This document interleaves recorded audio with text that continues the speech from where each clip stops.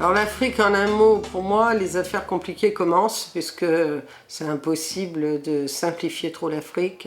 Beaucoup plus sophistiqué qu'on imagine, beaucoup plus de différences et d'écarts. Cette façon qu'on a globalement de voir les continents est peut-être un peu difficile, y compris au niveau des religions, au niveau de tout. Et donc regardons de très près, parce qu'on ne peut pas tous les mettre au même endroit en se disant que ce sont simplement des Africains.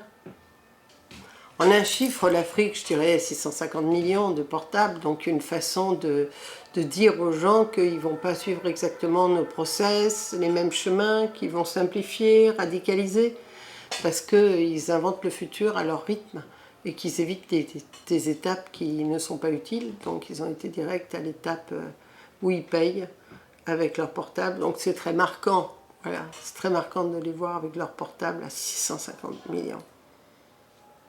Un rêve pour l'Afrique, j'en ai beaucoup de rêves, mais un rêve pour l'Afrique, c'est qu'ils inventent leur propre chemin, qu'ils n'empruntent pas ni le chemin des Asiatiques, est tellement nerveux, tellement libéral, tellement désireux d'aller plus vite que tout le monde, et du coup polluant la moitié de la Chine, qui est dans un état irrespirable. Ni même qu'ils se comparent aux Américains, aux Européens, mais peut-être que trouver un autre chemin qui soit plus harmonieux, plus intéressant et qui respecte le chemin de ceux qui ont commencé plus tard, peut-être pour arriver plus tôt. Et alors, une anecdote sur l'Afrique, ça ne peut pas ne pas concerner les femmes.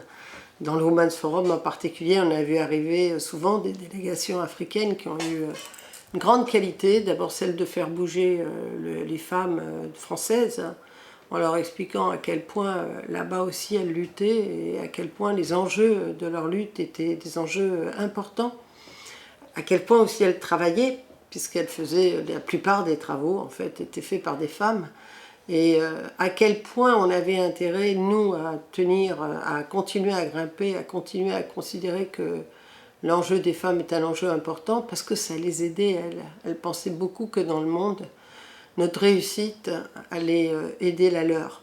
Donc beaucoup de choses extrêmement positives de ces femmes extraordinaires d'énergie.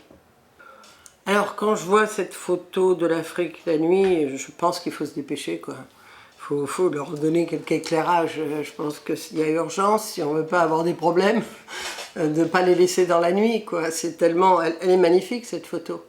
Elle est magnifique, elle fait réfléchir aussi à tous ces gens qui disent on est dans le moins. Mais il y a des gens qui ne peuvent pas être dans le moins. Eux, il leur faut du plus énergie.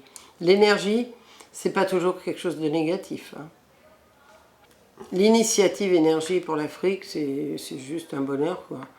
D'abord parce qu'il y a Borloo qui est fou au milieu et qui a décidé que cette nuit-là, on allait l'arranger. Donc quelqu'un qui vient, pour moi, de nulle part, c'est-à-dire qui ne se situe pas politiquement, qui ne se situe plus politiquement, qui avait d'ailleurs cette tendance bien en amont, et qui est simplement dans l'énergie du monde, et qui, avec sa propre énergie, veut allumer la lumière de l'autre côté du monde, mais comment pas craquer, quoi. On voudrait qu'il s'occupe de tout. L'engagement personnel, c'est celui d'aider le plus possible des gens de bonne volonté, comme Jean-Louis, d'essayer d'apporter quelque chose à l'Afrique, en particulier cet enjeu de l'énergie qui me semble si important, mais c'est aussi le faire avec ce que je sais faire, à savoir de la communication, de la mise en avant d'idées, du partage d'idées. Je pense aussi que tout le lien avec les femmes est un lien passionnant. Les Africaines sont exceptionnelles et que si je peux créer des liens et des choses qui font un échange fort. Je me souviens un jour d'une réunion sur la francophonie où sont arrivées les Africaines. Elles avaient tellement plus de vigueur et d'énergie que nous, que je me suis dit il va falloir que j'invente des lieux pour les faire parler parce qu'elles sont trop magnifiques.